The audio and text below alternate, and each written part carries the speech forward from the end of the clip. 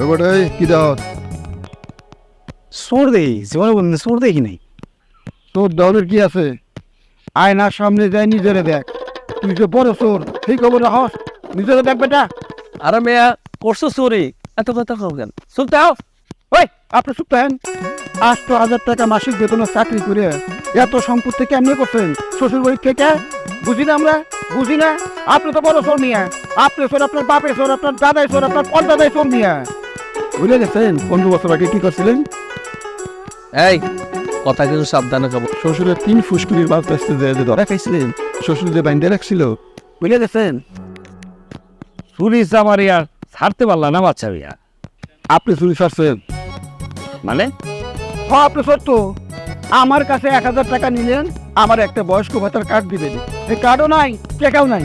ওই বিয়া তোমার কি বয়স হয়েছে নাকি? জুয়ান মানুষ, যখন বুড়া হবা তখন তুমি